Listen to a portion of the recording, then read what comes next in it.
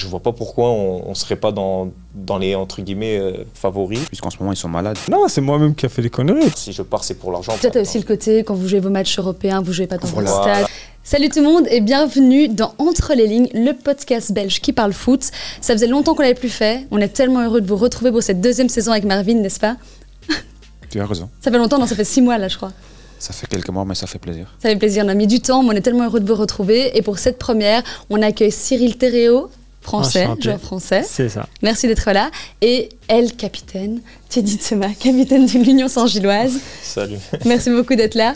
Alors, au sommaire, aujourd'hui, on va parler de la première partie de la saison en Pro League. On ira du côté de l'Europe avec le 4-sur-4 belge et le tirage de la Ligue des Champions. On parlera du Mondial et aussi de vos carrières respectives, messieurs. Regarde, c'est quand même vachement important. Et on va commencer directement par la Pro League. Comme vous voyez le top 4 aujourd'hui, on voit qu'il y a Genk, il y a l'Antwerp, il y a Bruges, il y a l'Union. Est-ce que vous êtes surpris? Moi, je suis le plus surpris par l'Union parce que tout le monde pensait Mazou il est parti, Undav il est parti, donc c'est quand même deux clés importants dans le noyau. Mais franchement, la manière qu'il joue, toutes les semaines, il me surprend et voilà, c'est très très fort. D'ailleurs, je reprends une déclaration que tu avais faite après le match Union-Bruges, je pense, qui a beaucoup fait parler quand tu as dit « J'espère que maintenant, avec ce match, les gens nous prendront au sérieux ». C'est un peu, tu penses que les gens au début pensaient que ça allait être plus difficile pour vous? Je pense que c'est normal que je dirais qu'en début de saison, on nous prenne pas au sérieux parce que voilà, on s'est dit voilà, ils viennent de deuxième division et la première saison, ils étaient dans l'euphorie, ils ont eu un peu de chance. Ça va être dur pour eux de confirmer et je savais qu'au fond, on avait le même noyau, on a perdu un peu de joueurs, mais rien n'a été cassé. Donc je savais qu'on avait quand même la bonne structure pour faire quelque chose de bien. Mais j'attendais quand même d'être sûr que tout allait bien se passer pour envoyer la petite pique. Voilà. Et c'est vrai que ça m'avait un peu piqué quand j'avais vu dans les médias qu'ils avaient sorti qui est votre favori pour le titre. Et ils avaient mis Genk, Anvers et Bruges. Alors qu'on est en même nombre de points que Bruges. Vrai, tout à fait. Donc je ne vois pas pourquoi on ne serait pas dans les entre guillemets favoris. Donc c'est vrai que ça m'avait un peu piqué et je tenais à leur rappeler qu'on était là, quoi. En fait, vous êtes toujours prêt pour les petits poussets, en fait, même encore. Ouais, même encore aujourd'hui. Ouais. Voilà, c'est vrai que Union Saint-Gilloise, ça ne fait pas rêver comme Bruges, Anvers ou Genk. Mais en tout cas, on montre qu'on est là et qu'on dérange peut-être, mais qu'on est là. Et tu parlais justement de Genk, enfin on parlera peut-être un peu plus longuement de Lyon tantôt, mais tu parlais de Genk, ils ont pris 43 points sur 48 possibles, meilleure attaque, meilleure défense. Comment on explique justement cette saison complètement folle de Genk? Peut-être Marvin. Non, je laisse Cyril. Moi, Genk, c'est... Non, mais surtout pour Genk, c'est plus facile pour toi. Après, moi, c'est surtout revenir... moi, j'ai un regard un peu extérieur parce que j'ai pas trop suivi le championnat, mais c'est surtout... déjà, il y a la faillite des très grands clubs, que ce soit Anderlecht, Standard. Moi, je me rappelle à l'époque, c'était la Gantoise.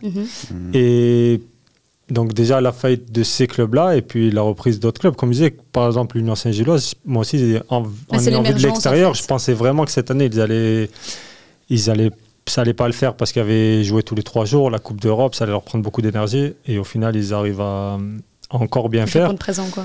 Et par exemple, moi, j'ai été au match de Charleroi, le dernier match où ils ont joué contre l'Antwerp. Et je voyais vraiment l'Antwerp, c'était une très bonne équipe. Sincèrement, à tous les postes, ils étaient vraiment bons. Ils ont perdu ce match-là, et tant mieux, parce que Charleroi était vraiment un grand problème. Mais voilà, les équipes qui ont moins le nom des équipes favorites de l'époque, ils ont vraiment des très bons joueurs. Par exemple, l'Antwerp, ils arrivent à payer des joueurs avec beaucoup d'argent. Et voilà. Disons-le. Non, c'est clair. Le budget. Et ouais, ça fait un peu le fait que des nouvelles équipes arrivent. Genk, ça a toujours été un gros club. Moi, quand j'étais, ils venaient de faire le nouveau stade. Donc, pendant longtemps, ils ont été une très bonne équipe. Mais là, ils sont en train de s'afficher comme peut-être le favori. Mais même là, si c'est incroyable. Avec 43 points sur 48, c'est quand même. Ouais, ça commence à être juste sérieux. Enfin, tu vois, parce qu'on se dit toujours, OK, première partie de saison, Bruges laisse toujours un petit peu les gens aller un peu, les autres équipes aller devant et se réveillent un petit peu vers février-mars. Mais là, ils ont l'air un peu inatteignables comme ça. Oui, mais je pense que Union, ils ont fait la même chose l'année passée. C'est ce que j'allais dire. En plus, c'était plus ou moins la même chose. Hein, là, ils ont déjà 10 points d'avance, Genk. Là, on est seulement en 16e journée. À la fin, vous avez 12 points d'avance, non? À la fin. Non, au play-off, vous êtes arrivé avec 7 points d'avance. 7 points d'avance. Le mieux qu'on ait eu, c'est 12 points. Mais nous, là, en début de saison, on avait, je crois, 3 points de plus que maintenant, à l'heure actuelle. C'est ça. Mais vous étiez leader depuis la 11e journée, l'Union, ça je me souviens très bien, donc très tôt. Et la Genk est leader limite depuis le début. Les Genk, ils ont perdu le premier match en fait. C'est ça, exactement. Mais ce match, ils devraient gagner à Bruges en plus. Ils ont perdu 3-2 avec un penalty à la fin, je pense, où ils ont marqué la dernière minute de Bruges. Ouais. Mais sinon, Genk, c'est incroyable ce qu'ils font avec des... Et quoi, c'est Water, en fait, c'est le nouvel entraîneur qui apporte ça. Leur attaque, Onuachu au début, il ne jouait pas. Pencil, l'année passée, on l'a prêté en Turquie, je ne sais pas où. Trésor, l'année passée, 0 but et 5 passes D. Mais c'est les trois qui font la différence. Après, avec un que pour moi, c'est un bon joueur. Ce n'est pas un joueur top, mais c'est un joueur très, très important. Leur milieu terrain, ce n'est pas le meilleur terrain de Bruges ou autre chose. Donc, je trouve que Genk, avec Franken et surtout Onuachu qui s'est réveillé, c'est un attaquant, je pense, le meilleur attaquant en Belgique. Pour le défendre, c'est quasiment impossible. Tu en as un peu parlé, tu as parlé du Standard. Un autre changement de coach qui a fait du bien au Standard. Bon, ils ont tout changé, mais aussi le changement de coach. Ça a vraiment fait du bien au Standard. Ils font quand même un bon début de saison. On se souvient de ce qu'ils ont fait l'année passée. Là, c'est quand même vers la voie un peu plus positive. Mais le fait que les autres équipes, ils gagnent tout. C'est ça, en fait. Il y a Genk qui gagne quasiment tous les matchs. Pareil, l'Union gagne beaucoup. Bruges, et ça fait que le train va vite. Ah oui. Et ça va être très dur à... Parce que maintenant, c'est les 4 premiers qui font les c'est les Champions Playoffs et les Europe Playoffs. Ouais, donc ça va être... Ouais. Ça va être compliqué d'aller les rechercher. Oui, je pense aussi. Surtout qu'il y a bientôt la Coupe du Monde, donc le championnat va s'arrêter un peu. Et quand tu vois qu'ils étaient milieu bas de classement quand même l'année passée et qu'ils sont top 6, ouais, mais la dynamique a un peu changé. Le Standard, c'est une équipe qui fait rêver. Ça, c'est vrai. Quand tu dis non, comme Anderlecht, ça fait normalement ça fait rêver, maintenant ça ne fait plus rêver. Standard, l'année passée, ils étaient dans le mal. Catastrophique. Les équipes allaient jouer là-bas, ils n'avaient pas peur d'aller jouer là-bas. Ben maintenant, ça revient. Si tu vois Dailas qu'il a mis, c'était mon coach en Norvège. Et lui, il met la Grinta. Ouais, mais il a rendu un peu l'âme du Standard. Voilà, quand tu le vois à domicile aussi, ça fait des nouveaux potes de jouer au Standard, en fait, un peu là. Je pense que l'année passée, personne n'avait peur d'aller jouer là-bas. Non. Maintenant, c'est revenu. Et ça, Standard, il mérite d'être dans le top 6, même top 4. C'est ce qu'on disait un peu l'année passée, la première saison. On disait qu'il méritait le top, quoi, ça reste le Standard. Après, maintenant, il y a tellement d'équipes comme Union, Anvers, Bruges, Gantoise, Genk. Il y a beaucoup d'équipes qui sont là pour les premiers 6, premières 4 places. Tout à fait. Il reste à voir. Mais Standard, normalement, un Sclessin qui est plein, ça fait quand même du bruit. Sans blague. Ouais, voilà. Et Anderlecht, c'est un peu la catastrophe, là. Tout l'ancien coach, d'ailleurs, s'est fait licencier. Mais comment on explique cette déroute d'Anderlecht ? Honnêtement, je sais pas. C'est des choix de carrière, je dirais. Voilà, c'était pas facile. Je pense que même l'ancien coach, Vincent Kompany, on lui a beaucoup tiré dessus, mais au moins ça prouve que c'était pas facile et qu'il faisait quand même du bon travail parce qu'il a quand même fait une finale de coupe et il était dans les top Champions 4, Playoffs. tout à fait. Donc il avait réussi à faire peut-être de grandes choses avec très peu de moyens. Donc c'était pas facile. Après, Felice, il a voulu prendre la relève et à sa façon, avec sa philosophie qui est la sienne, qui est basée sur un jeu assez offensif et de transition. Et j'ai eu la sensation que son défaut, c'est qu'il a voulu faire du copier-coller avec l'Union, justement. Et sa force qu'il avait à l'Union, c'est qu'il a réussi à mettre un système en place et un style de jeu en fonction des joueurs. Donc, c'est-à-dire, il s'est adapté à des joueurs comme, je dirais, comme moi au milieu de terrain, Nielsen avec des gros volumes de jeu, avec des attaquants comme Van Zer qui vont vite. Donc, c'est vrai que du coup, on avait un jeu qui était basé sur les transitions, mais c'était parce qu'on avait des joueurs comme ça. Et j'ai l'impression qu'il a voulu faire pareil avec Anderlecht. Mais ce n'étaient pas les mêmes joueurs. Du coup, c'était difficile aussi pour un moment donné d'assimiler ça. Et je pense qu'aussi pour sa défense, il n'a pas eu assez de temps aussi pour mettre ça en place. C'est difficile quand on arrive dans un grand club comme Anderlecht, on a besoin de résultats de suite. Et il fallait que la mayonnaise apprenne et ça n'a pas pris de suite. Et puis il y a plein de problèmes extrasportifs aussi. On parle souvent des dirigeants, etc. Un Peter Verbeek qui est malade.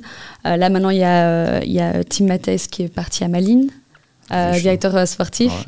Et donc, en fait, c'est aussi un des problèmes extrasportifs, pas uniquement au niveau de l'équipe, quoi. Je pense Anderlecht, quand on entend le nom Anderlecht, pour moi, ça reste le plus grand club en Belgique. Oui. Jusqu'en ce moment, ils sont malades. L'équipe, comme Teddy a dit, ça ne tourne pas. Ça. Ils ont mis Felice comme coach, mais on n'a pas donné les joueurs pour jouer dans son système. Quand tu signes un coach, donne-lui les joueurs pour jouer avec. C'est pas normal qu'un Amozo, tout d'un coup, il doit aller jouer piston, alors que c'est un ailier, c'est pas un lapoussin. Tout à fait. Donc il faut lui donner les trucs pour la mayonnaise pour que ça prenne. Après, en défense, c'est aussi compliqué. Je pense que Cyril, il a joué avant joué là-bas, donc il connaît un peu la maison mieux que moi, donc je pense qu'ils sont... Elle a beaucoup changé, la maison. C'est plus la même chose. Moi, je ne connais plus personne du tout. C'est incroyable. Ça vraiment, même la philosophie, même la mentalité, en fait, a changé. C'est très particulier. Le président, Van Olsbeck et directeur. C'est ce que tout le monde dit. Tu avais l'impression d'être dans un grand club. Après, maintenant, je ne sais pas, parce que... Mais ouais, tu avais vraiment l'impression d'être dans un grand club. En plus, ils ont fait le nouveau centre d'entraînement. Nous, on était encore... c'était l'époque de Nerped. Mais après, là, on parle par exemple de Mazu, mais c'est plus compliqué. C'était plus simple d'apprendre un entraîneur qui allait bien faire avec les joueurs sur place que prendre un entraîneur qui va changer la moitié de l'équipe parce qu'ils sont pas... Donc, c'était peut-être là l'erreur qu'ils ont fait. Après, Mazu, c'était l'entraîneur du moment parce qu'il venait de faire un incroyable parcours avec l'Union. Et ça a été, on va dire, sa deuxième chance dans un grand club. Après, c'est logique de la part d'Anderlecht d'avoir appelé Mazu. C'était logique. C'était logique. Mais en sachant qu'ils avaient beaucoup de jeunes joueurs, c'était pas la même chose. Par exemple, vous, il y avait beaucoup de joueurs plus anciens. C'est des vrais joueurs. Là, c'était presque de la... Anderlecht, on dirait que c'est presque de la post-formation maintenant. mais c'est pas normal qu'une équipe Anderlecht, maintenant, ils doivent aller prêter des joueurs. Ils ne savent plus acheter des joueurs. Non. Ouais, c'est beau. Ouais. Maintenant, ils doivent aller en Italie, aller chercher l'attaquant, comme ça s'appelle, Esposito. Personne. L'année d'avant, l'année d'avant, c'était Kouamé. Ouais, c'était Kouamé. C'était Zirkzee, mais c'est sûr que Kouamé, il vient de Fiorentina. Il ne jouait plus à la Fiorentina. L'année avant, c'était Mcha, attaquant. Donc... Tu vois, et maintenant chaque année ils font ça. Non, c'est vrai. Obligé de prêter, à un moment tu vas. Mais c'est triste qu'une équipe Anderlecht, ils ne savent pas acheter des joueurs. C'est quoi leur budget? 1,5 million, 2 millions pour acheter un joueur. Une équipe Anderlecht, quand tu vois que les Bruges ils mettent 15 millions d'euros ou 20 millions pour les joueurs, Genk met des. À un moment, c'est même Union, je pense qu'ils ont payé. Bon, c'est Brighton qui est derrière, mais ils ont des joueurs qui viennent de Brighton, qu'ils ont acheté pour 7 millions. Mitoma, c'est des vrais joueurs. Anderlecht, ils ont. Ils ont plus que le nom en fait, tout simplement. Ils ont même plus et même ça, Mazu maintenant, il a cru que voilà, Anderlecht c'est un plus grand nom qu'Union, mais malheureusement. Je suis pas sûr qu'il ait cru ça. Moi, je pense pas. Je pense que c'est difficile de refuser Anderlecht. Exactement. Moi, je pense. Tu vois, c'est ça en fait. C'est juste difficile, tu vois. Et puis tu penses toujours que tu vas arriver à faire ce que d'autres n'ont pas réussi juste avant. Exactement. Et sûrement qu'il y a des bons joueurs, parce que par exemple, il y a Diawara, c'était un super joueur en Italie. Et même mais ça prend pas en fait. Ouais. C'est pour ça que Kompany, ce qu'il a fait l'année passée et l'année avant, je pense que les gens l'ont pas assez respecté pour son travail. Parce que le travail qu'il a fait pour Anderlecht, franchement, avec les joueurs qu'il avait et qui.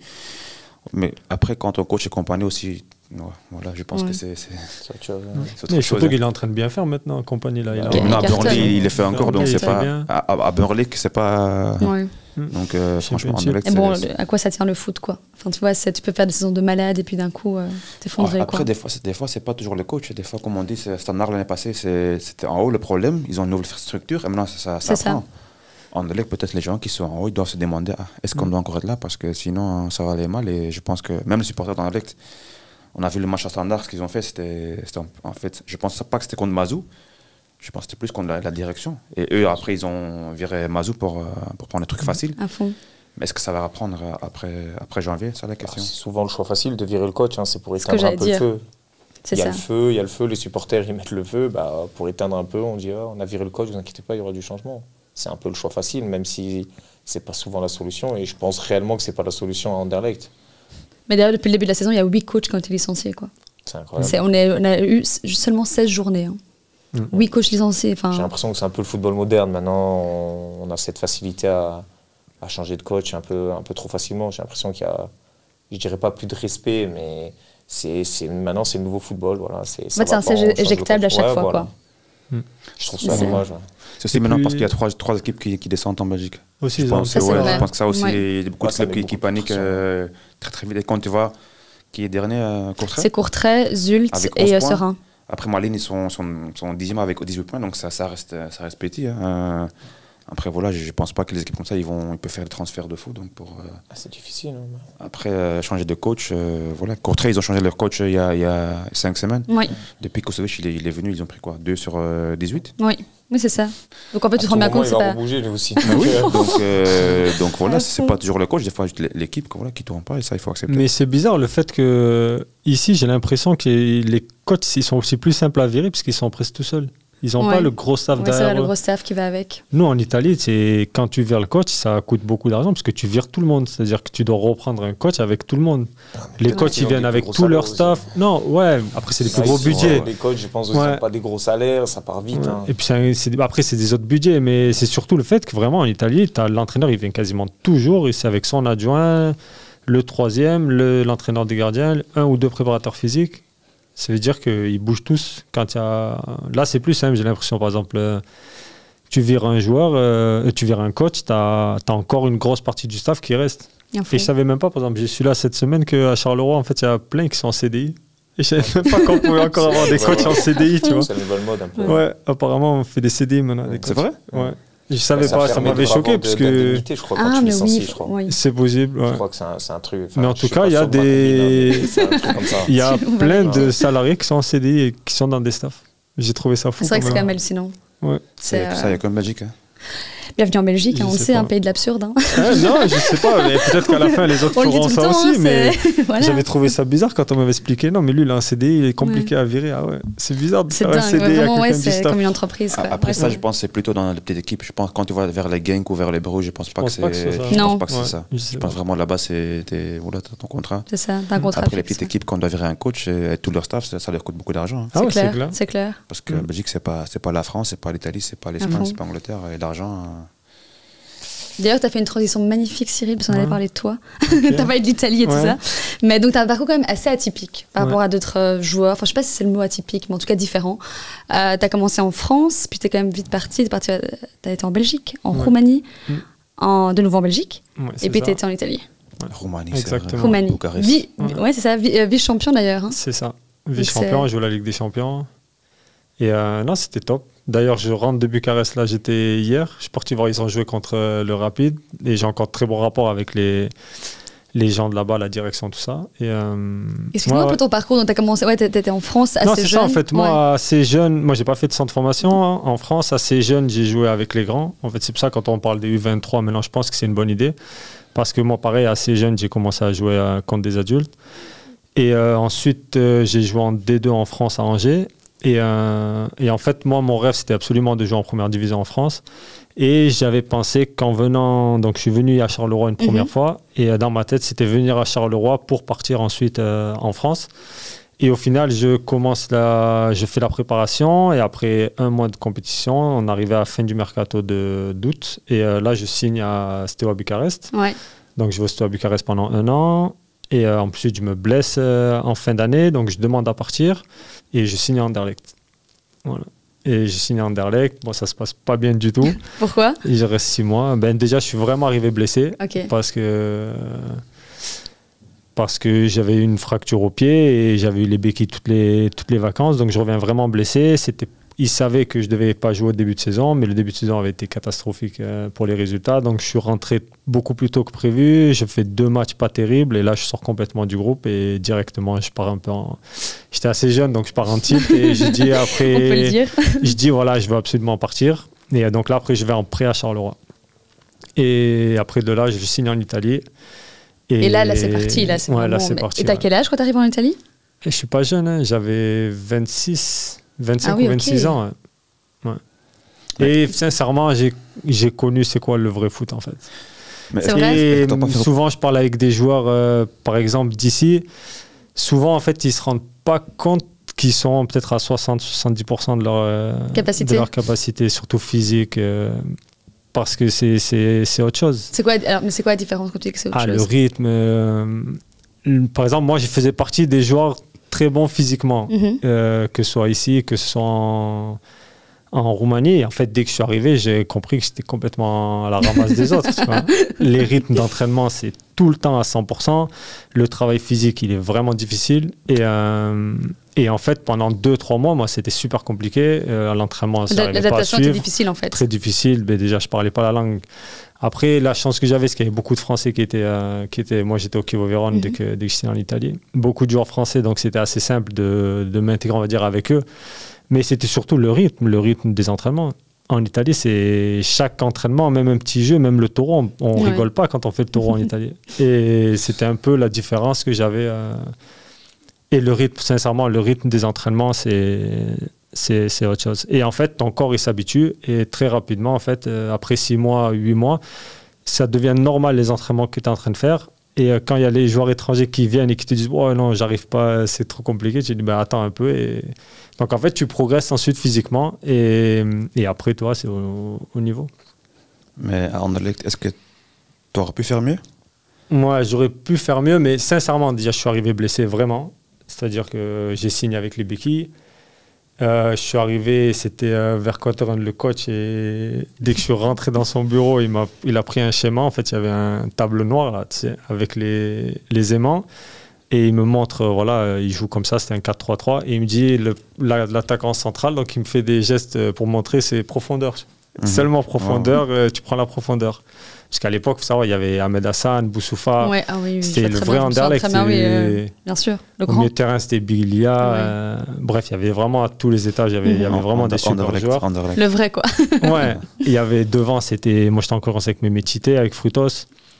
Et bref, il me montre le système de son attaquant central. Et en bref, il me dit, écoute, c'est pas toi que je voulais un autre joueur. Ah, c'est sympa, ça. C'est le club. Bienvenue en Anderlecht. Mais il me le dit vraiment, sincèrement, c'est réel à 100%. Il me dit, voilà, c'est la direction qui t'a fait venir. Moi, je voulais un autre joueur. Voilà, moi, je veux que tu joues comme ça, comme ça. C'est à l'opposé de tout ce que j'ai jamais joué. Parce que même en jouant attaquant central, parfois, même dans un 4-3-3, je suis quelqu'un qui décrochait énormément. Et bref, même malgré ma grande taille, je ne suis pas un pivot. Et bref, voilà, il me demandait des choses. En plus, blessé vraiment, j'avais peut-être 5 kilos de moins. Parce que c'est quand tu restes 1 mois et demi avec un plâtre et les béquilles, j'avais vraiment la jambe de celui qui reste 1 mois et demi dans un plâtre. Et voilà, donc très rapidement, je comprends que ça ne va pas bien se passer. En plus, on fait des très mauvais matchs au début de saison et donc on me met très rapidement. Malgré qu'après, je crois, le premier match, après 20 minutes, je marque, mais ensuite, je n'ai pas été bon 2 matchs. Et là, bref, c'est fini. Ouais.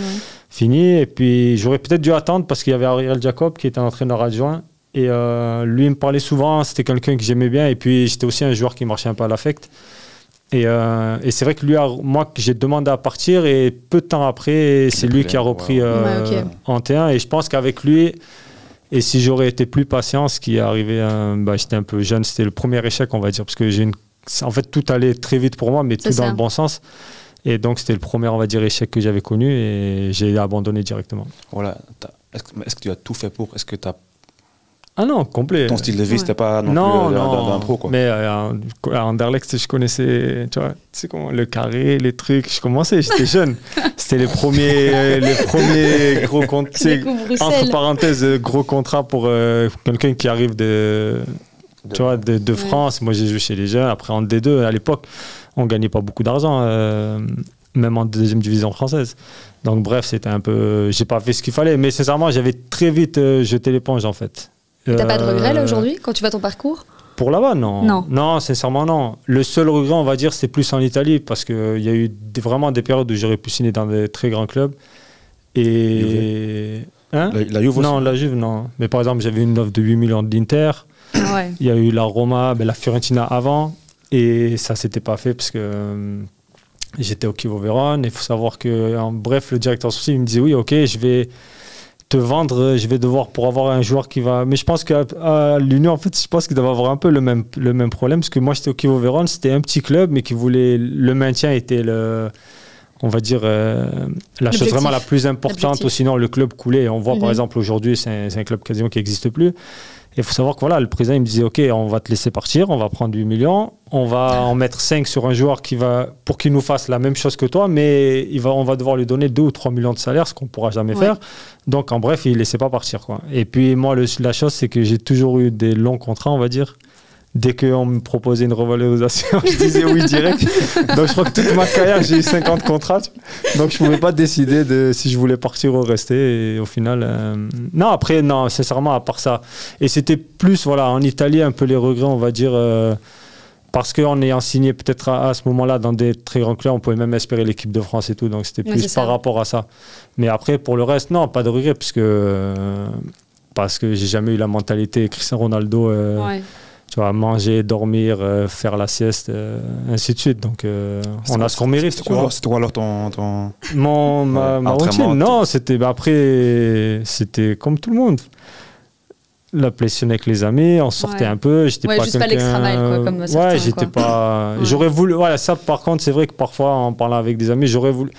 Après, à notre époque, on dirait que ça fait longtemps, j'ai que 39 ans. C'était pas non plus il y a très longtemps, mais par exemple, nous, on n'avait pas. Les entraîneurs privés, ça n'existait quasiment pas. Ouais. Aujourd'hui, les joueurs, même pas les super joueurs, ils ont tous des coachs personnels pour la musculation. Des fois, ils font des choses tout seuls en salle. Par exemple, un joueur Rodrigo De Paul, moi j'ai joué avec lui qui est maintenant à l'Atlético Madrid. À l'Udinese, il n'était pas titulaire et il avait déjà ça, un Argentin qui était chez lui, qui lui faisait son travail et tout. Et nous, on trouvait ça déjà. Tu commences à jouer à l'Udinese, à donner à l'Udinese pour pouvoir truc. Et au final, il avait raison. Et c'est surtout le fait de ne pas se dire pendant 1 an, 2 ans, 3 ans. Tu as quelqu'un à côté de toi qui va te dire comment manger, comment dormir, comment truc. Au moins, tu sais, voilà, mon maximum, c'était ça. Ouais. Et ça, je ne le saurais jamais, mais sincèrement, c'est pas grave, j'ai fait un autre choix. Et aujourd'hui ? Aujourd'hui, ça va. Je vis entre Bruxelles et Marseille. Okay. Bruxelles, parce que mon fils, quand j'étais en Anderlecht, il est né, j'ai eu un petit garçon. Okay. Après, c'est séparé de sa maman et eux vivent ici à Bruxelles. Donc, j'ai pris un pied-à-terre ici. Et finalement, je me sens bien, je suis bien sur Bruxelles. Et t'es impliqué dans le foot encore ou plus du tout ? Plus du tout, non. J'ai une boîte d'événementiel avec mon associé. J'ai repris un petit restaurant ici sur Bruxelles pour pour passer le temps et voilà, pas mal de voyages et puis profiter de mon fils, 14 ans. Pas mal de voyages. Pas mal de voyages, on a quelques voyages. J'essaie de profiter un peu. T'as bien raison. Et profiter de mon fils surtout, parce que je me suis séparé quand il avait 1 an. Oui, c'est ça. Donc on a été loin pendant longtemps et voilà, profiter un peu de la vie. De la vie et puis de son adolescence. Bien, c'est ça. Et ben. Quel parcours atypique, c'est quand même aussi... Non, mais c'est vrai. Ouais. Surtout sur le fait que... Moi, j'ai tout fait. J'ai fait la CFA, lui, il connaît mieux. J'ai joué en DHR. Ouais. DHR, très très jeune, joué en DHR. Ça fait peut-être 8e division française. Et puis la CFA, j'ai joué en 2e division, j'ai joué en national. Et voilà, chaque année quasiment. Et puis, la chance que j'avais, moi, que je suis un attaquant. Et souvent...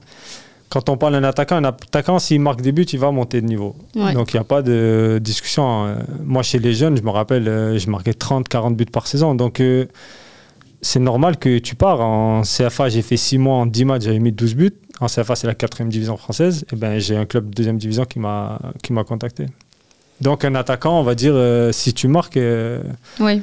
Tu joueras toujours dans un club plus haut que ce que tu es en train de jouer. Non, ça, c'est vrai. En plus, là-bas, tu as marqué beaucoup de buts en Italie. Tu vois. Ouais, en Italie, je marque pas mal de buts. Tu étais vraiment respecté. Et même des buts clés aussi. Ouais. Vraiment je marquais beaucoup. Ouais, et puis, la chose aussi en Italie, ce qui est aussi vrai, c'est par rapport au positionnement, en fait. En Belgique, en Roumanie, même en France, j'étais vraiment considéré comme un attaquant d'axe. Et alors que en Italie, j'ai toujours été soit côté gauche dans un 4-3-3, soit j'ai joué en numéro 10 derrière un 4-2-3-1 par exemple. Et en fait, j'avais pas un rôle d'attaquant pur. Okay. Et c'était pas mon jeu. Et souvent, j'ai été jugé comme un joueur qui jouait attaquant de pointe. Et si je marquais par exemple 12-13 buts dans une saison, pour un attaquant de pointe, c'est pas énorme. Mais si tu joues toute l'année en 4-3 sur un côté, ça devient des bonnes stats. Tout à fait. Et c'est pour ça qu'en Italie, j'étais plus respecté par rapport au fait que j'étais pas considéré comme un attaquant de pointe et que je marquais quand même pas mal de buts. J'ai encore une question. Pourquoi vous, les Français, il y a toujours un côté à côté du foot qui revient? Non, je pense pas que c'est français. C'est que attention, qui me dit en plus. On dirait que je suis en train de parler à... Non, moi je parle pas de ça, je parle de certaines choses à côté du terrain de foot qui se passent. Ouais. Je vais pas dire, mais avec des vidéos qui sortent sur Internet et tout ça. Ah, ça, tu as entendu parler. Non, mais c'est un truc que moi j'ai lu aussi sur Internet. Moi je te connais depuis longtemps, donc tu vois, c'est toujours un truc qui vient... On me dit que ça, on n'entend presque pas. Il y a toujours des Français, des Benzema, des Valbuena, des Mendy... Après, ton nom là aussi, les deux. Donc pourquoi il y a toujours des trucs comme ça? C'est des amis qui t'ont pas bien en taureau? Ou c'est toi-même qui a fait des conneries en ce moment-là? Non, c'est moi-même qui a fait des conneries. Et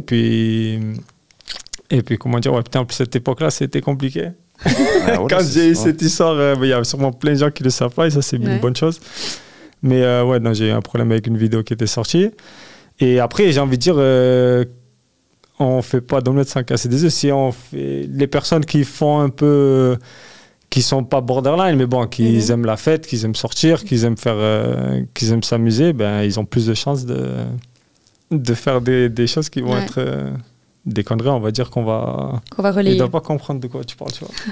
Non, mais bon, je comprends un peu avec des vidéos. Mais après, toi, c'est pour comprendre que c'est... Toi, ça va. Non, après moi, c'était pas une histoire d'entourage, parce qu'au contraire, c'était même la personne qui était avec moi ce jour-là, justement, peut-être c'est moi qui l'ai mis dedans. Mais non, c'est le fait que... tu connais, on vient de, comment dire...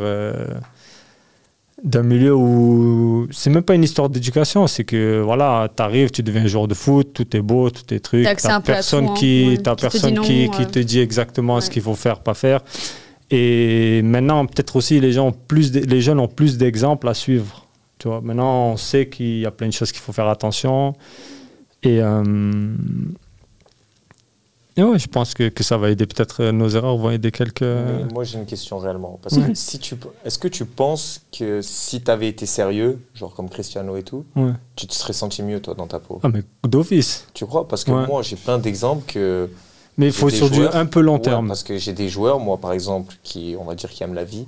Et ben, je suis sûr et certain que si demain, on les met au travail, ils seront moins performants. Mais... il faut... Ça, je suis d'accord et j'ai été d'accord aussi. Par contre, c'est clair que si tu vas à la salle, si tu commences à vraiment faire attention, à aller à la salle, par exemple, parce que nous, ça va, en Italie, quasiment 80% des joueurs, 1 heure avant l'entraînement, ils sont à la salle, 1 heure après, ils sont encore à la salle.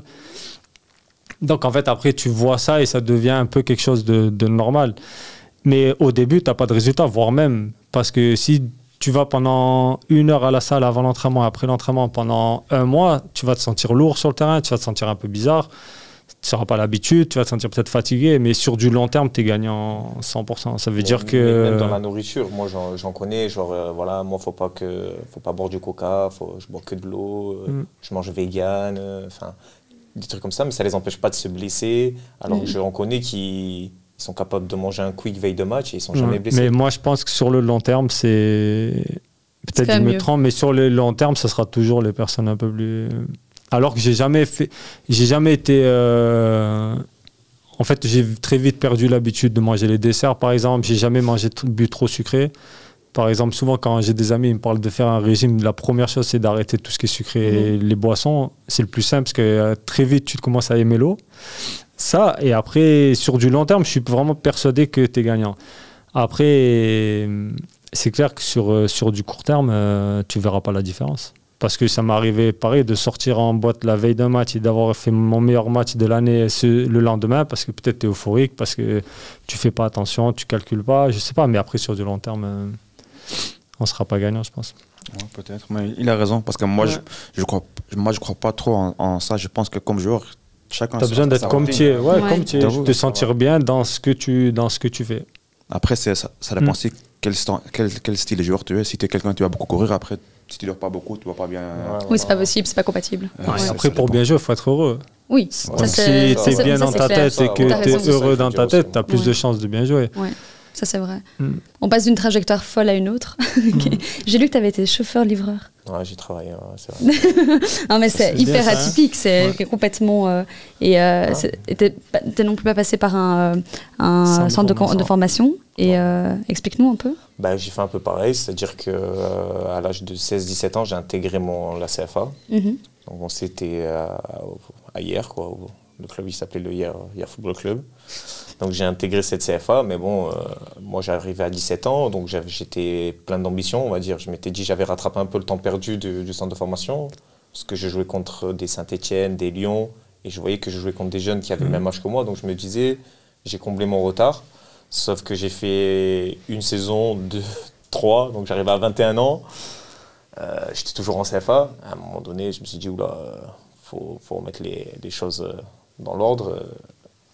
Pas arrêter de rêver, parce que je m'étais toujours dit on sait jamais, mais il faut mettre les choses dans l'ordre. Et du coup, en contrepartie, je faisais des études aussi. Donc j'étais à l'université, je faisais des études dans le sport pour être prof de sport, éducateur sportif.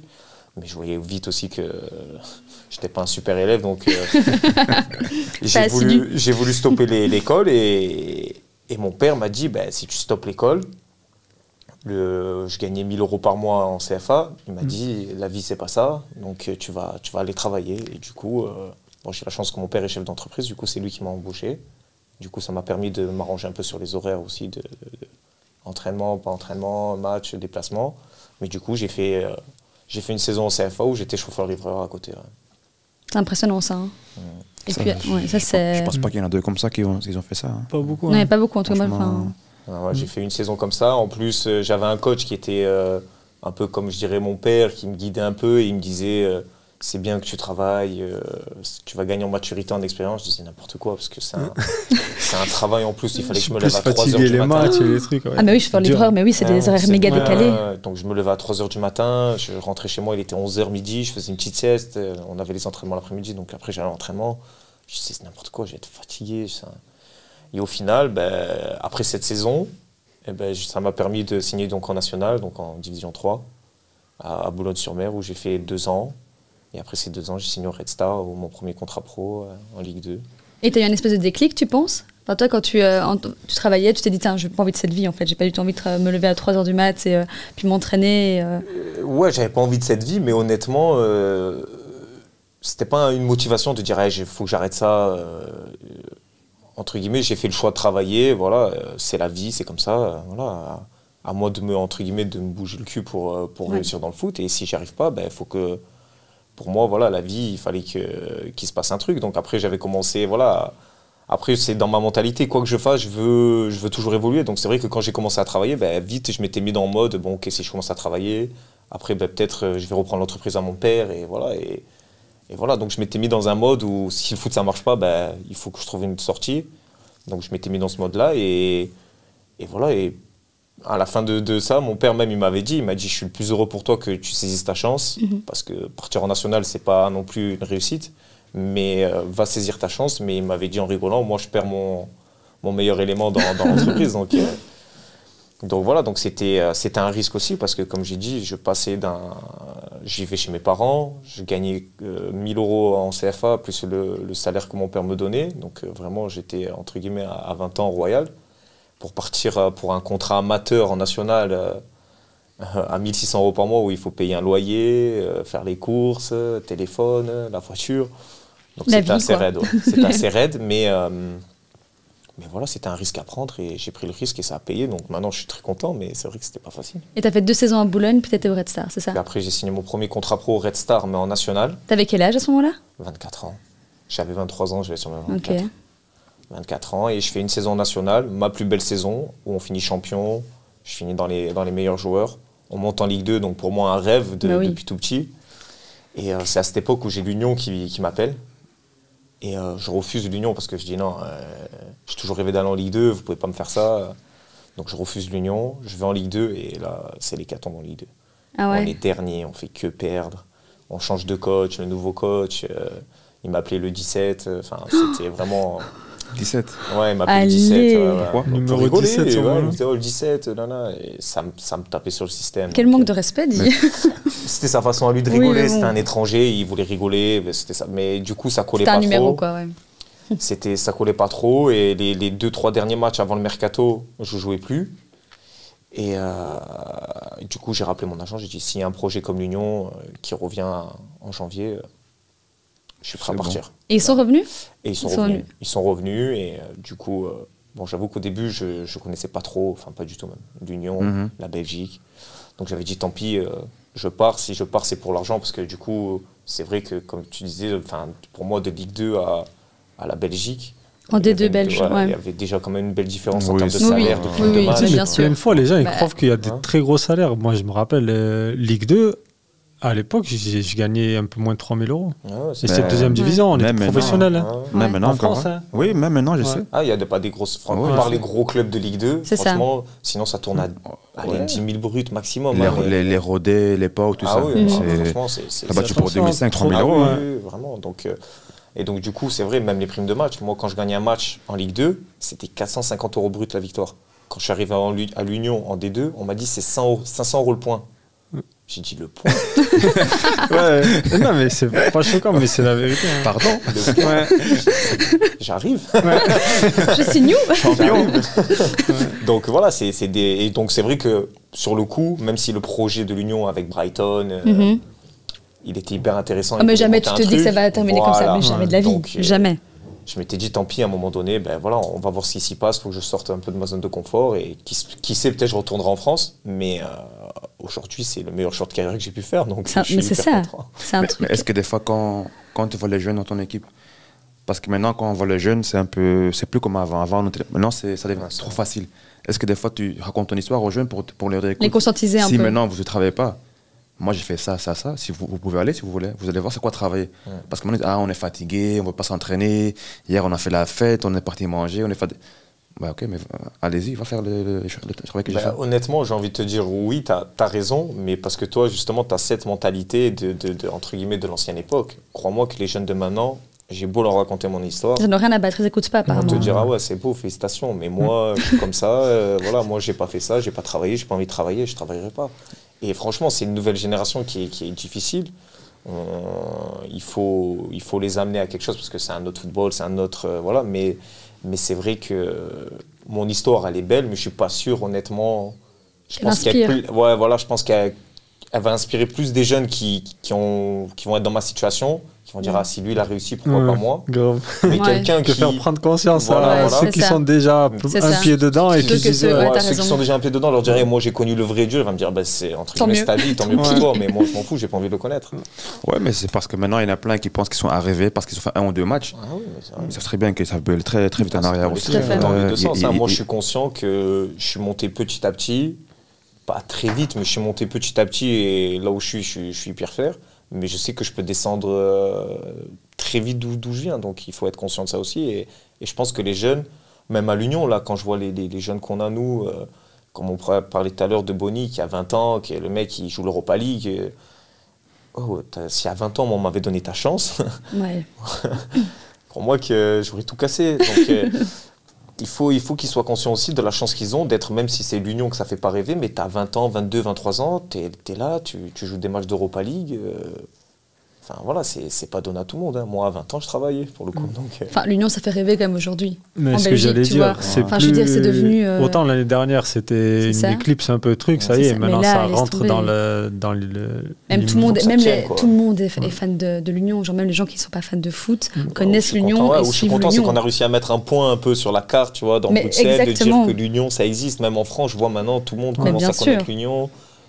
Moi, j'ai Téléfoot qui m'a contacté. C'est des petits trucs, mais personne, moi le premier, je connaissais pas l'Union. Mais c'est ça. Quand ils m'ont contacté, ils m'ont dit c'est un club de Bruxelles. J'ai dit ah. On dit l'Union.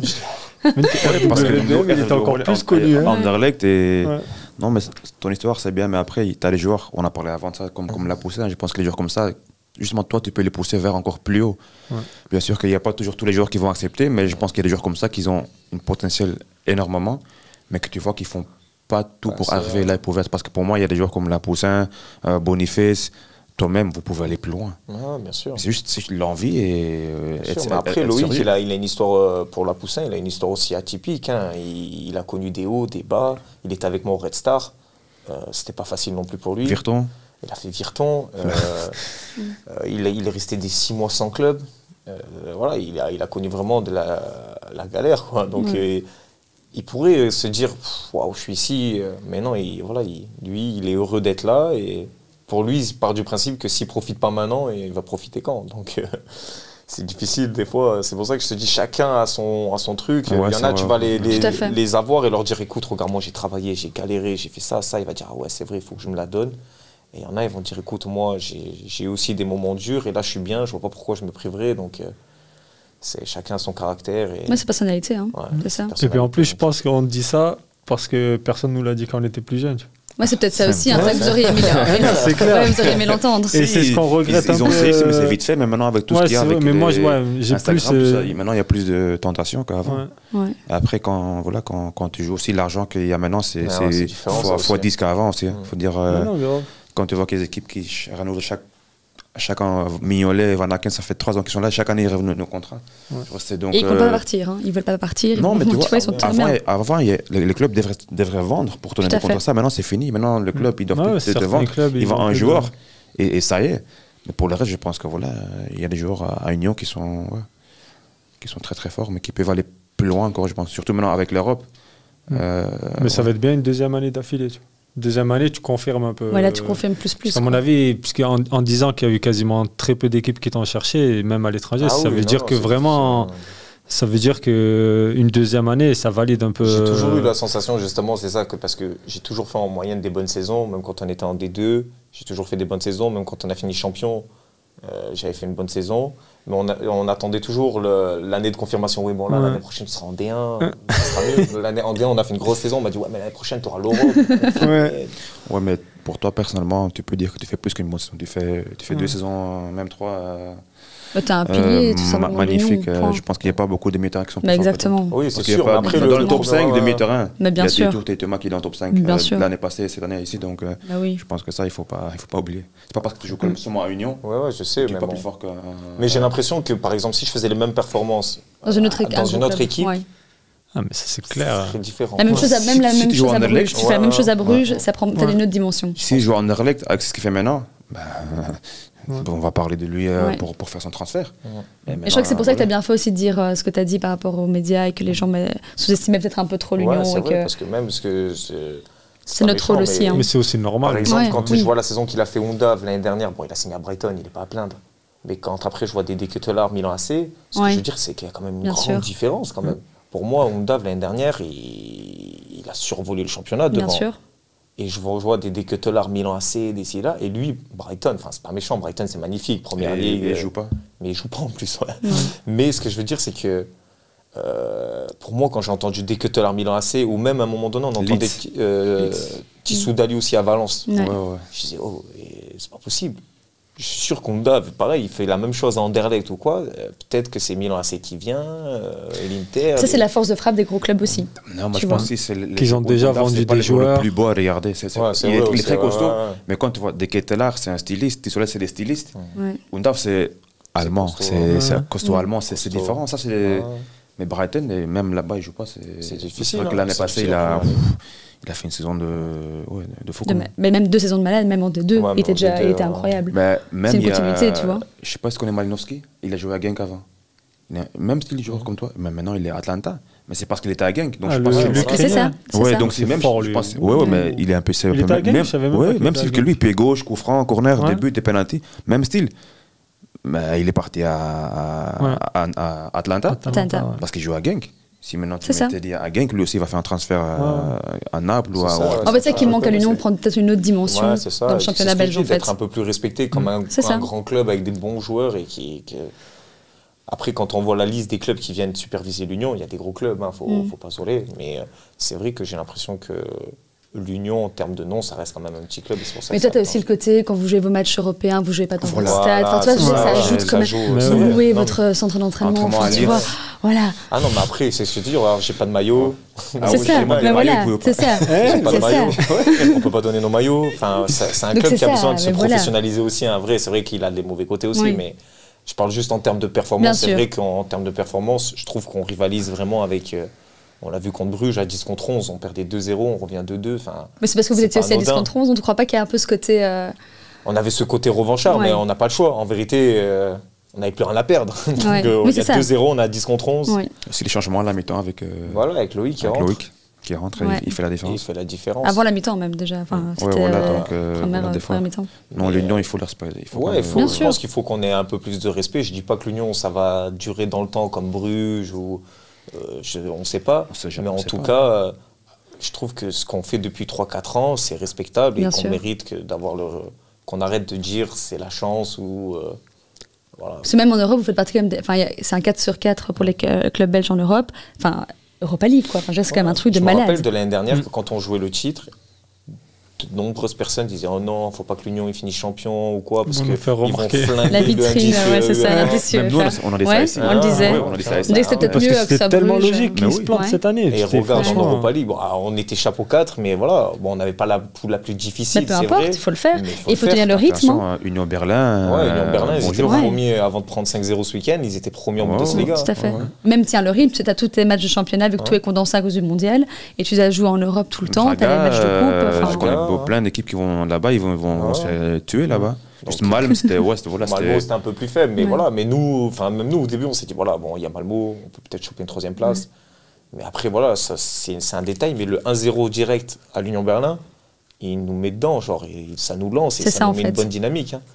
Parce qu'il fallait aller gagner 1-0 là-bas. Ouais, mais moi, je reste convaincu que le match contre Rangers, là-bas, que vous avez fait, je reste convaincu que c'est une faute de, je pense, des débutants, de coach de Guigard, qu'il a voulu trop faire le match. On a tous appris de là-bas. Après, c'est notre premier, on fait notre premier match européen. Ouais, voilà. Vous étiez paniqué, ça se voyait, parce mais évidemment. On fait notre premier match européen à Louvain. Ouais.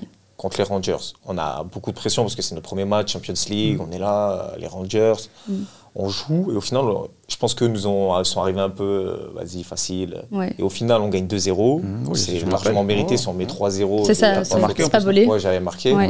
Et du coup, on fait la fête, mais même ça, après, je leur avais dit que ça, c'est une bonne claque qu'on a pris parce qu'on a fait la fête, on était super contents. Mais normal, de fou. Mais bien sûr. On est là, on célèbre avec les supporters et tout. Et sauf qu'au final, au retour, nous, on est arrivés trop contents.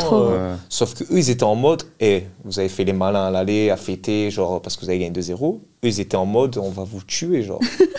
Donc, à peine on arrive, on reçoit des millions de messages sur les réseaux, des supporters et tout. Vous avez mal parlé, vous allez voir et tout. Là. Parce que moi, dans la presse, il m'avait dit, est-ce que vous avez peur de jouer les Rangers là-bas? Je dis non. Au contraire, je suis content. On va jouer les Rangers, ils sont 50 000.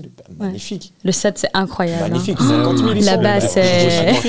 Mais non, j'ai pas peur. Au contraire, je suis super content d'aller jouer là-bas. Tu viens en CFA de... Ma foi, jouer devant 50 000, j'étais super content. Sauf qu'au final, nous, on arrive un peu la fleur au bout du fusil, on est content. Et au final, ils te mettent une pression, et voilà. Après, entre guillemets, on s'est un peu chié dessus, tu vois. On s'est un peu chié dessus, on ressort pas un ballon, ils mettent un but, tu te dis, oula, 2, ça y est, t'es sûr que tu prends le troisième. T'es sûr que tu prends le troisième, tu finis, et après tu reçois des millions de messages. Voilà. T'as fait le malin, bien fait, nana. Ouais, mais tu es troisième, mais surtout la première juste avant la mi-temps, le penalty. Ah ouais, c'est ça qui nous tue. Voilà, ça. Minute 44. Parce qu'en fait, justement, vu qu'on n'était pas bien toute la mi-temps, des fois, t'arrives à la mi-temps, et si t'es 0-0, tu te dis, bon, calme les gars, on a évité le drame. Là, il faut repartir sur un truc. Il nous reste 45 minutes pour pas prendre 3 buts. C'est notre dynamique. Là, en fait, on était dans le trou, on vient de prendre ce but, et quand on attaque la deuxième mi-temps, on se dit, les gars, si on prend le deuxième, on est foutu. Donc, tu es sûr que tu es dans tes 20 mètres et que tu bouges pas. Donc, mais il n'y a pas un changement de tactique parce qu'à la maison, vous êtes offensivement, vous êtes tué. Après, j'ai trouvé que c'était trop. Ouais, je te dis, je pense que c'est dans la tête. Et comme je t'ai dit, on a beaucoup appris de ce match-là, que ce soit après la défaite et aussi, comme je t'ai dit, sur le retour de. Parce que par exemple, quand on a gagné à Braga, le 3-2, par exemple, on était content, mais on savait qu'on rejouait Braga dans une semaine. Bah là, on n'a pas fait les malins. Genre, on a gagné, on a dit merci aux supporters. Ne vous inquiétez pas, on a un match retour dans une semaine. Parce qu'on ne voulait pas leur donner trop de force, de dire on fait les malins et ils reviennent chez nous pour nous tuer. En mode revancheur, voilà. Ouais. Du coup, ça, en Europe, les équipes, ils ne blaguent pas. Comme tu dis, en Italie ou en Espagne, eux, ils ne blaguent pas avec ça. Eux, ils reviennent avec la rage. Ah ouais, voilà. Et en fait, moi, ce que je disais à tout le monde, je n'ai pas envie de leur donner une motivation supplémentaire. Ouais. Par exemple, s'ils ne nous respectent pas et qu'ils pensent qu'on est nuls, ça c'est autre chose, exactement. Tant mieux, on va gagner, tant mieux. Mais nous, voilà, on a gagné à Braga, on a gagné 3-2. Magnifique, merci les supporters, hop, on rentre. Concentré, quoi. Concentré. Ouais, c'est ça. Dans une semaine, on rejoue contre les gars. C'est ça que Bruges, quand ils ont gagné à Porto 0-4, ouais, le match de retour, là, Porto, 1-0-2, c'était pas assez. Ils voulaient les 0-4. C'est ça. Ils ont dit. Et comme ça, t'as vu ce qu'il a. C'est ça. Bien sûr. En Europe, ça, la différence entre la Belgique et l'Europe. Bien sûr. En Belgique, tu peux faire la malin, tu es plus fort. Mais en Europe, quand tu vas gagner quelque part 0-4, 2 semaines après, ils reviennent avec couteau, avec revolver, avec tout dans leur poche. Et bon, après, le résultat, c'est Bruges en 8e, quoi. Ouais, il le sent quand même. Ça va, enfin, les gars, c'est Bruges en 8e contre Benfica. Tu te dis, bon, il y a même une place à prendre pour l'écart, quoi. Benfica, c'est très fort. C'est hyper fort. Et de partage face au PSG en phase de groupe, je dis pas. Mais ils auraient pu se taper un petit Real Madrid, City, mais je préfère les jouer contre Madrid que Benfica. Ah ouais, c'est ça que les gens croient. Allez, non, pareil, arrête. Sincèrement, Benfica. Benfica, il faut le respecter. Mais j'aime beaucoup Benfica, j'adore leur jeu. Benfica à domicile, ils sont injouables. Non, mais c'est vrai. Mais justement, ouais. peut-être que c'est ça que. Moi, je pense que Bruges va apprécier jouer contre Benfica. Enfin, tu vois, en termes de jeu. Parce que quand j'ai vu hier une vidéo sur Internet, quand il y a le tirage de sort, quand j'ai dit Benfica, il y avait Mignolet, Van Aken, je sais pas qui. Et derrière, il y avait les dirigeants. Ouais. Ils ont dit yes! Mignolet, il a dit non. Il a fait mes points d'IS. Et Mignolet, il a dit qu'ils avaient entre 20 et 25% de chances de passer. Parce que Benfica, c'est solide. Je ne veux pas casser l'ambiance, mais même 20%, je crois qu'il c'est vraiment fort, Benfica. Oui, évidemment que c'est fort, bien sûr. Cette année, je crois. Non, mais à domicile, c'est exagéré. C'est très fort. Ça, il marque plein de buts.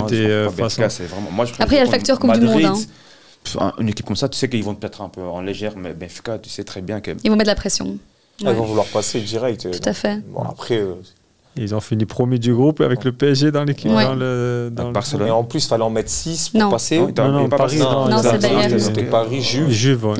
Paris, Juve et Maccabi. Et il fallait en mettre 6 à Maccabi pour passer premier. Et ils l'ont fait, quoi.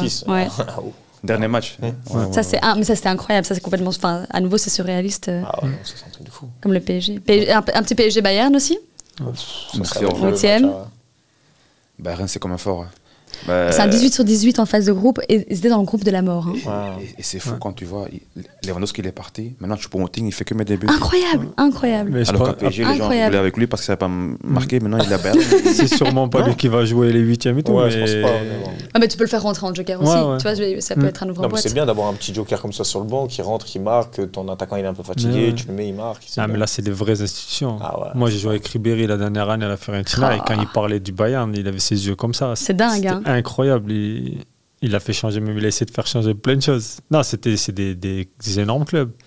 Et là, les joueurs qu'ils ont. Et franchement, moi, je ne vais pas me mentir, je suis content parce que je suis pour Marseille. Donc, il y a de grandes chances que. Après, c'est devenu limite un petit classique. C'est un PSG Bayern. Ils ont fait une finale de Ligue des Champions, demi-finale que PSG était passé d'ailleurs.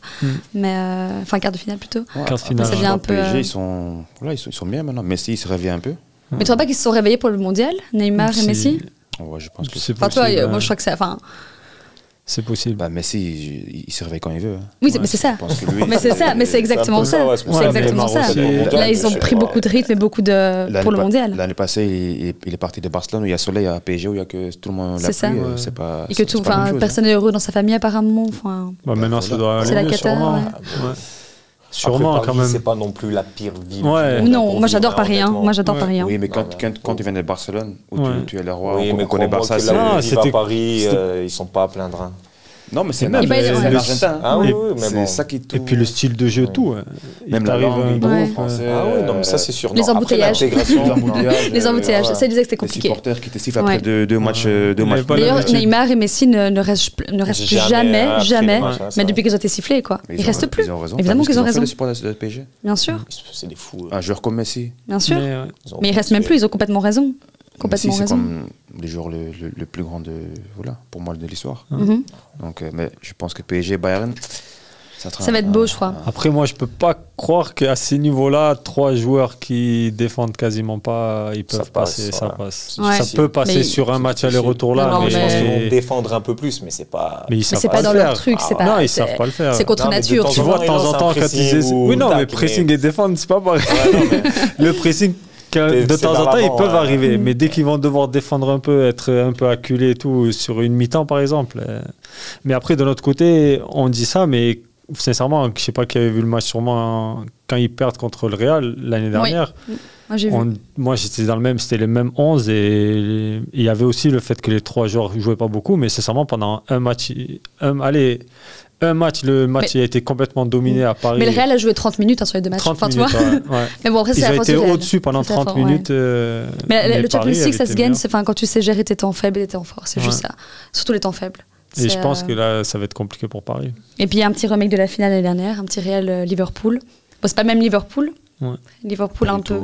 C'est dingue, hein. Mané, il est parti, ils ont cru que ça va, mais ça va aller. Mais tout le monde, tu vois, même Salah au début, c'était. C'est ça. Maintenant, Salah, il s'est réveillé. Oui, il s'est réveillé. Au début, il a vu qu'il n'y a plus Mané pour faire les. Mais même l'attaquant qu'ils ont pris, là, il n'arrive pas à mettre Nunez. Lui aussi, il arrive. Et même Van Dijk. Coup de boule, le premier match, il prend 4 semaines de suspension. Non, et Van Dijk, il était impassable. Oui, il est blessé beaucoup. Ouais, il est croisé. En plus, il est un peu plus âgé, c'est pas croisé à 25 ans. Il a perdu son premier match à domicile, en tant que défenseur. Après, c'est des cycles, ils ont réussi à tirer le maximum. Peut-être que maintenant, ils sont un peu dans la courbe descendante. C'est la fin des clubs, tu vois. C'est bien quand tu as un coach pendant 5-6 ans, après 6 ans. Justement, c'est le moment de partir, là, peut-être, non, pour Klopp. la saison prochaine. Enfin, tu sais pas ce qu'il fait cette année. Mais est-ce que tu penses que s'il part, ça va peut-être les repousser? Je pense pas. Moi, c'est plus pour lui, tu vois. Pour le club. Mais c'est un peu Atlético Madrid avec Simeone, tu vois. C'est aussi, tu sens que là, t'es en train de. Je sais pas, je sais pas ce qu'ils sont en train de faire, tu vois. Mais à un moment donné, il faut peut-être changer aussi. C'est que ça prend plus. Tu vois. Aussi les joueurs un peu. T'as des Anderson, Milner sont un peu aussi vers la fin. Mais c'est pour ça, il faut peut-être un peu. Alcantara, il a jamais. Voilà, lui toujours il commence bien, après il se blesse. Non, c'est un vrai bon joueur, mais il a jamais. Le meilleur Liverpool, c'était sans lui, juste avant. Là. C'était là où ils étaient vraiment, pendant 2 ans, ils étaient injouables.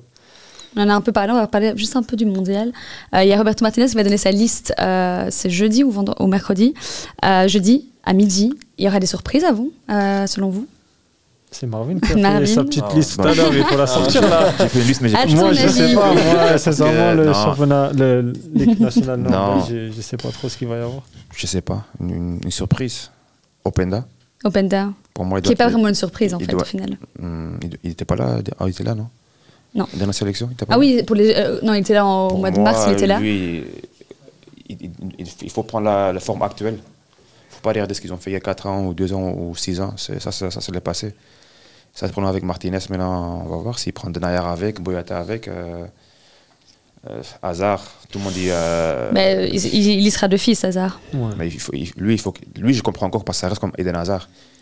Mais les autres joueurs comme Mertens, on ne sait pas si tu peux les prendre avec pour les dernières 20 minutes, 30 minutes. C'est aussi une possibilité. Mais il ne fait même plus la différence, Mertens. Hein. Même là, quand tu le prenais en mode ouvre-boîte, il ne faisait même plus la différence depuis longtemps. Après, c'est une Coupe du Monde, c'est toujours différent. Hein. Denayer, il a toujours pas de club? Si, il a signé au Qatar. Le Qatar, mais la dernière fois qu'il a repris, et il faut être honnête, il n'avait pas d'équipe, mais tout le monde sait que Denayer et Martinez, ils ont le même agent. Même avocat. Même avocat. Donc après, tu vois, c'est un peu à la rigolade, parce que Denayer, quand il joue, il doit toujours être là. Mais quand il ne joue pas, il ne faut pas prendre les gens... Non, complet. Tu ne peux pas les prendre avec. Après, même agent, c'est vite fait le truc. Mais il faut quand même respecter les joueurs qui jouent, comme les Bast, les Fas, les Sisters, Théâtre. Mais ça, ils y sont de fils, genre Watfas, il ira, tu vois. Ouais, ben on sait jamais. Je pense pas que l'un va sans l'autre, quoi, tu vois. Martinez, on ne sait jamais s'il va faire des coups de Martinez. Les coachs, ils aiment bien avoir leur sécurité. Mais en fait, Martinez, il est vraiment comme ça. C'est normal aussi. Demain, toi, t'es coach, il aime bien avoir, il te faut des joueurs que tu dis, bon, lui, je vais mettre sur le banc et il va pas me saouler. Oui, mais tu peux pas prendre 5, 6, 7 comme ça. Tu prends 1 ou 2 comme ça, je comprends. Tu vois ce que je veux dire? Parce que si tu prends que des titulaires indiscutables dans leur club, entre guillemets, en pleine forme, à un moment donné, tu vas le mettre sur le banc, il va râler. Là, tu as besoin d'avoir un groupe, entre guillemets, soudé, que voilà, le mec, bon, toi, je te mets sur le banc, il est content d'être là, il va pas me saouler. Il complète un peu à l'entraînement. Et il ne va pas faire 1 minute, comme Adil Rami c'est ça, en France. En France, il a pas qui, lui, était un peu le lion de l'équipe et qui a apporté plein de... Il était là, il mettait l'ambiance, il met la musique, il fait le ci, il fait le con, il fait rire tout le monde, mais il ne fait pas 1 minute. D'ailleurs, en France, c'est un peu le même problème. Il y a Varane blessé, mais qui va d'office y être aussi. Il y a aussi... Varane, il a été... il était blessé. Oui, il était blessé, mais il va revenir, tu vois. Il est prêt, mais il sera d'office là, alors qu'il a... Ouais, Benzema, il y sera aussi d'office. Il y sera, même si on ne sait pas trop son état physique. C'est ça. C'est vrai qu'on ne communique même pas dessus. Non, ils sont bons. Il n'y a rien qui sort, il n'y a rien qui filtre, on ne sait pas du tout ce qu'il a. Ouais. Mais Benzema, c'est l'énigme. Benzema, ça fait 1 mois, il n'a pas joué. C'est rechute sur rechute. Il est revenu le week-end après son ballon d'or, là. Il a quasiment pas joué. Ah, c'est fini. Il a arrêté la pénalité, je pense. Même quand il sort, ils disent rien. Ils disent rien du tout. Et après, il n'est pas dans le groupe la fois d'après, ils disent rien. Non, ils sont en train de camoufler un peu, il devrait y être. Il y a pas de... Non, il sera d'office, c'est sûr. Et puis aussi par rapport à la Belgique, il y aura aussi un manque d'expérience. Parce que je regarde ta liste, il y a plein de noms que. Après, moi, je suis un peu de l'extérieur, mais il n'y en a pas beaucoup qui ont joué des Coupes du Monde. C'est ma liste en fait. Il faut la sortir. Je sais pas. Elle est où ma liste? C'est trop facile, sinon on ne peut pas savoir s'il aura vu juste ou pas. Vas-y. Sélectionneur Ogunjimi. Ouais. Courtois, Mignolet, Castells. Tu connais Castells? Non. Tu connais Castells? Courtois, Mignolet, très bon. Gardien de Wolfsburg. Castagne, Meunier, Alderweireld, Faes, Vertonghen, Théâtre, De Bast. Salamakers, Hazard, Torgan. Tielemans, Dondonkor, Witsel, Onana. Kevin De Bruyne, bien sûr. Van Aken. Bien sûr. Trésor, de Genk. Ça, c'est mon... Chouchou. Non, c'est ton facteur X, là. Facteur X.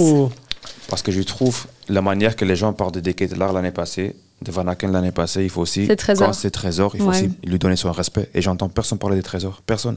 Ce garçon, il a 13 assists, il a 4 buts. L'année passée, il joue quasiment pas. Donc, des joueurs comme ça aussi, il faut les... Mais je pense que c'était un peu la même histoire quand il parlait de l'Union. Les joueurs que tu parles avant, c'est Bruges et Anderlecht, c'est ça? Ouais, mais lui, il joue à Genk. Il joue à Genk. Genk, c'est pas Bruges. Et maintenant... non, et même maintenant... T'as raison, t'as raison. Maintenant, on lui dit quand il fait un truc, ah oui, c'est Trésor, il a 13 13 assists. Mais quand on est Ketelaar, l'année passée, il mettait un but ou un assist, c'était wow, Charles de Ketelaar, le nouveau prince de... Mais c'est le prince. Mais le garçon, il est très fort. Il est très fort. Mais alors, donne le même respect aux joueurs comme Trésor, alors que Trésor... C'est des images aussi, tu vois, c'est... Voilà. Mais des images, on parle d'un terrain de foot, on parle pas de... Mais tu sais bien que c'est toujours plus, enfin, tu vois, ça va au-delà de ça, tu le sais. Oui, mais tant que la Belgique reste mais c'est problématique, on va rien gagner. Bien sûr. Si on veut gagner, il faut aussi un peu regarder... Par exemple, tu vois l'équipe nationale italienne, et par rapport à ce qui n'est pas du tout le cas en France et tout, c'est qu'ils jugent beaucoup sur l'état du moment. Il y a plein de fois où tu as un joueur de Sassuolo qui est juste dans une superbe forme pendant 2-3 mois, ils le prennent. Oui, mais normalement, ça devrait être la force de l'équipe nationale. C'est que vu que tu as plusieurs trêves, ton ossature, elle reste vraiment un truc, mais que tu peux prendre des joueurs du moment. Parce que bien sûr. Dans la saison, tu fais... Sur les formes du moment. 2-3 joueurs un peu comme Hazard. Moi, j'ai dit Hazard dans la liste. C'est le capi, normalement. C'est le capi, mais est-ce que c'est pas le moment de le mettre sur le banc et mettre Trossard? Même Hazard, mais là, actuellement, évidemment. La forme actuelle, il ne joue pas. Non. Donc, je ne sais pas s'il va accepter ou pas. Mais il sait très bien, non, Eden. Je crois pas, tu vois vraiment qu'il sait très bien. Martinez, la manière qu'il parle de chaque semaine. Ça, c'est vrai. Il dit qu'il est indiscutable. Oui, c'est vrai. Peut-être il peut dire oui, peut-être on va voir. Il dit non, Hazard, de lui, je ne parle pas. Il est là. C'est ça. Après, tu as Trossard, tu as Batshuayi. Et Trossard qui fait une magnifique saison, quoi. Enfin, ce gars, juste incroyable, quoi. C'est qui vos favoris? Pour la Coupe du Monde. Pour le mondial. Tout le monde parle du Brésil. Ouais. J'aurais préféré la France, mais...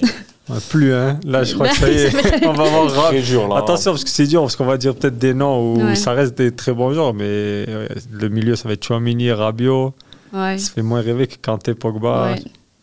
Même si ça reste des énormes joueurs. Pareil, à droite, à gauche, ils savent pas trop. S'ils vont jouer à 3 derrière, ça risque d'être close à droite, peut-être. Devant, si les 3 ils sont en forme, on ne sait pas trop comment ça va marcher ensemble, parce que Griezmann, il se marche un peu sur les pieds de tout le monde. Non, la France, ça va être compliqué. Après, moi, j'aimerais l'Argentine. Personnellement, mais c'est dur cette année de donner un favori parce qu'il y a beaucoup de blessés. Je trouve qu'il y a beaucoup de blessés. Il y a le Brésil qui sont vraiment bons, mais la Coupe du Monde au Qatar et tout, ça va être difficile. Ça va être l'Allemagne, par exemple. Des équipes comme l'Allemagne, ils sont toujours. L'Espagne. Ils seront toujours au niveau. L'Espagne. L'Espagne, il ne faut pas oublier l'Espagne. Ils ont quand même. L'Angleterre qui font rien sur les dernières Coupes du Monde, mais qui ont des bons joueurs. Pays-Bas. Peut-être une Allemagne. Faut toujours compter l'Allemagne aussi. Non, moi je pense que le Brésil maintenant ils viennent pour mettre tout le monde d'accord.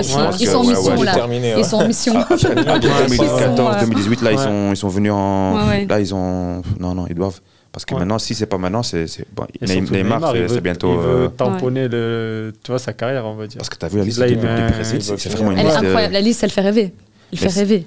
Chaque fois, ça fait rêver. Non, mais là, c'est exagéré. Non, mais là, parce que le niveau actuel de tous les joueurs fait rêver. Ils sont tous en forme en ce moment. C'est ça, c'est pas juste les noms. C'est effectif, en vérité. C'est la seule liste où chaque match te dit. Exactement, c'est ça. Même les gardiens, tu imagines les gardiens. Tu as Ederson, c'est que des grands gardiens.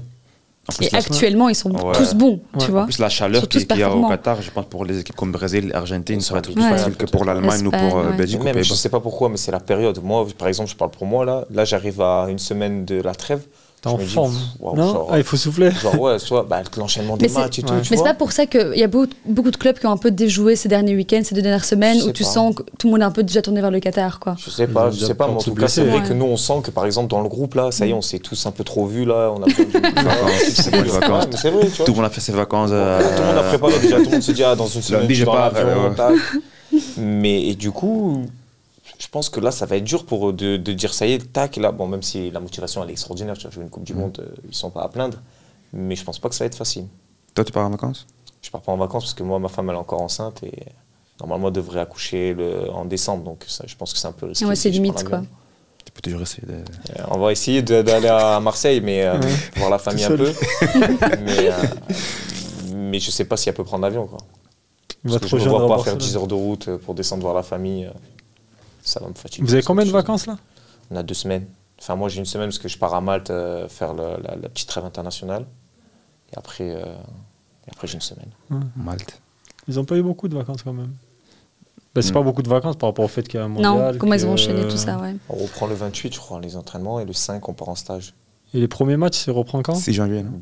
Non. En décembre, on a il y a un match après Noël. C'est direct, il n'y a aucune coupe. Déjà avant Noël, il y a un match, ouais. Et après le 31, il n'y a pas de match, mais ça, il doit avoir la coupe. Ouais. Après le 5 janvier, 6 janvier. Ah, c'est déjà avant. Ah oui, il y a un match le week-end d'avant. Ils ne s'arrêtent pas. Hein. Ils vont être fatigués. Ils vont être enchaînés. Ouais. Ça va être dur. Hein. En tout cas, on suivra tout ça. On va clôturer ici cet épisode. C'était trop chouette. Merci beaucoup, Teddy.